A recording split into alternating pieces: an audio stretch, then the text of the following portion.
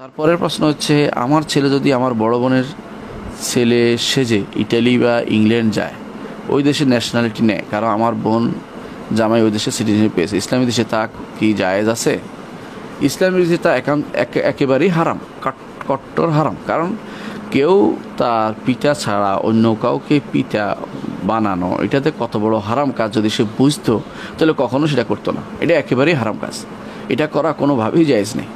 কিন্তু একজন মানুষ যদি চলে যায় সেখানে, এখন সে ওখানে আসে, এখন সে নিজেকে বিপদে ডেকে আনবে না, বিপদে ডেকে আনবে না, অর্থাৎ সেখানে আসে, সেখানে গিয়ে ন্যাশনালিটি নেওয়ার জন্য তার যে পাগলামি করতে হবে না। এই ন্যাশনালিটি জান্নাত নয়, জান্নাতের টিকিট নয়, দুনিয়াতে চলতে পারলেই হয় এরকম যেন হয়। রাসূলুল্লাহ সাল্লাল্লাহু আলাইহি ওয়াসাল্লাম দুনিয়াতে চলার জন্য একটা সুন্দর ফর্মুলা আমাদের দিয়েছেন, কুন ফিদ দুনিয়া গরিবান আও আবির সাবিল। দুনিয়াতে তুমি অপরিচিত ব্যক্তিদের মধ্যে থাকো, পরিচিত হওয়ার জন্য ব্যস্ত হয়ে পড়েও না। আও আবির সাবিল, অথবা মুসাফিরের মতো থাকো। মুসাফির যেমন সফর অবস্থায় খুব বেশি কিছু সঙ্গে নেয় না, যতটুকু তার দরকার অতটুকু নেয়। আপনি ন্যাশনালিটি পেলে কি হবে? আপনি কি চিরস্থায়ী জীবন পাবেন? যে ব্যক্তি কোনো মুসলিম দেশে নাগরিকত্ব নিয়েছে, সেখানে থাকলে সে ইমান আমানে থাকতে পারবে। আপনি কাফের দেশে ন্যাশনালিটি নেওয়ার জন্য হারামের দিকে গেছেন, এখন আরেকজনের সন্তান হয়েছেন আপনি, মিথ্যা। এবং আরেকজনের সন্তানের ব্যাপারে রাসূলুল্লাহ সাল্লাল্লাহু আলাইহি ওয়াসাল্লাম কঠিন দিয়েছেন, যে বলেছেন যে যে ব্যক্তি অন্য কারো ইদ্দা লিগাইরি আবিহি, যে ব্যক্তি তার পিতা ছাড়া অন্য কারোর জন্য হবে, রাসূলুল্লাহ সাল্লাল্লাহু আলাইহি ওয়াসাল্লাম তার ব্যাপারে কঠিন সাবধানী বলেছেন যে জাহান্নাম তার জন্য, জান্নাত পাবে না ইত্যাদি রাসূলুল্লাহ সাবধান করেছেন। এবং এটা কিন্তু সাবধানের জিনিসও। এই জন্য কেউ যেন নিজের পিতা ছাড়া অন্য কাউকে পিতা না ডাকে কোনোভাবেই।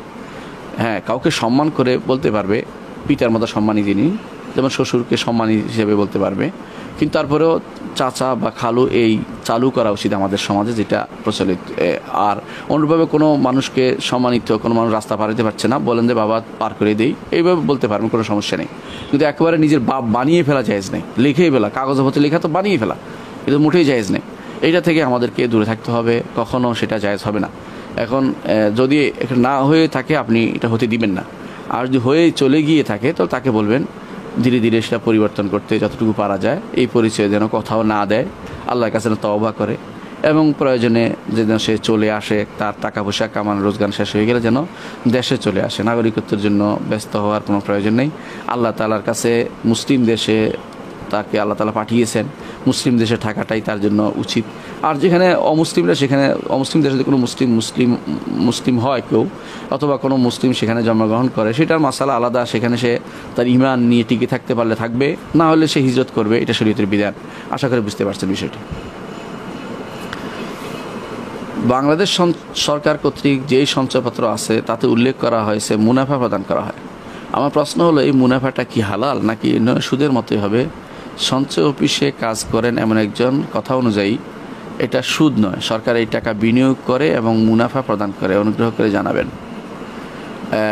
আসলে এইভাবে যেটা দিচ্ছে সরকার, বলুক একবারে যে আমরা ইসলামিক পদ্ধতিতে বিনিয়োগ করি, আপনাদের ইসলামিক পদ্ধতি দেবো, তাহলে এটা হালাল হবে, এতে কোনো সন্দেহ নেই। সরকার যতই বলুক না কেন, এই যে দেখেন এই কনভেনশনাল ব্যাঙ্কগুলো, এরাও কিন্তু বিনিয়োগে করে, টাকা কিন্তু ফেলে রাখে না, কেউ বিনিয়োগ করে। তারাও কিন্তু দেখবেন কোনো কোনো বাড়ির সামনে লেখা আছে এই ব্যাংক অমুক ব্যাংকের কাছে দায়বদ্ধ, দেখবেন যে কনভেনশনাল কোনো ব্যাংকের কাছে দায়বদ্ধ লেখা আছে, ওই এই বাড়ি অমুকের কাছে দায়বদ্ধ, এই গাড়ি অমুকের কাছে দায়বদ্ধ লেখা থাকে বড় বড় গাড়িগুলোতে। তো সবাই কিন্তু লগ্নি করে, কেউ লগ্নি ছাড়া থাকে না, সবাই বিনিয়োগ করে এবং সেটার মুনাফা নেয়। পার্থক্য হচ্ছে একটাই, সেটা হচ্ছে, আপনি একটা উদাহরণ দিয়ে বলি, মুরগি, আপনি ইচ্ছা করলে মুরগি বিসমিল্লাহ আল্লাহু আকবার বলে জবাই করতে পারেন, ইচ্ছা করলে মুরগিটা টেনে মাথা ছিঁড়ে ফেলতে পারেন, দুটাই কিন্তু ছিঁড়ে ফেলা হলো, দুটাই কিন্তু মুরগি মারা হলো। কিন্তু একটা হচ্ছে আল্লাহর শরীয়তকে মেনে, আর একটা হচ্ছে আল্লাহর শরীয়ত বিরোধিতা করে। এখন যিনি আপনাকে বলেছেন যে তারা লগ্নি করে, লগ্নি করলেই হবে না, লগ্নিটা ইসলামিক পদ্ধতিতে হচ্ছে কিনা, ইসলামিক কিছু আছে, নিয়ম আছে, সেই নিয়মকে ফলো করা হচ্ছে কিনা, কোনটা ফলো করা হচ্ছে, ইসলামিক নির্দিষ্ট হয়ে মুদারাবা হচ্ছে না মুশারাকা হচ্ছে না বাই মুআজ্জাল হচ্ছে না বাই মুরাবাহা হচ্ছে, এর বাইরে যাবে না। এই চারটির ভিতরে যে কোনো একটা করতে হবে তাকে। তো চারটির ভিতরে কোনটা করছে এটা জানতে হবে, এটা শিওর হতে হবে যে এটা করে। আপনি যদি না জানালে যদি বলে যে আমরা এগুলি করি, তাহলে আপনার জন্য জায়েজ হবে, এবং যদি কোনো সেখানে সেটা যদি কোনো এরকমও থাকে, যদি কোনো সরকার কোনো ইয়াতে ঠকে যায়, কোনো একটা ডিলে ঠকে যায়, সেটার অংশ নিতে হবে, এরকমও থাকে, তাহলে সেটা জায়েজ হবে, নাহলে এটা জায়েজ হবে না। সুতরাং আপনি বুঝতে পারছেন কেন সেটা জায়েজ নেই, কেন ব্যাংকের মুনাফা লিখলেও জায়েজ নেই। যে ব্যাংক না, যে কোনো কোম্পানি যদি মুনাফা লেখে, কিন্তু মুনাফা লেখে কিন্তু আসলে সুদ লেখে না, তাহলে কি যে জায়েজ হয়ে যাবে নাকি? না, মুনাফা লিখলে জায়েজ হবে না। জায়েজ হওয়ার শুরুতে হচ্ছে এটা যে ব্যবসা হতে হবে, ব্যবসা হতে এবং হালাল ব্যবসা হতে হবে, এবং সুনির্দিষ্ট মুড থাকতে হবে। সে মুডটা কি?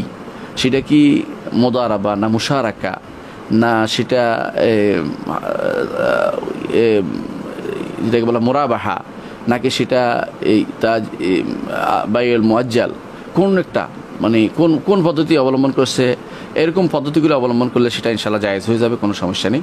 এর আগ পর্যন্ত এগুলো সুদে থাকবে, যতই নাম বদলাক না কেন, এবং সেটা খাওয়া জায়েজ হবে না।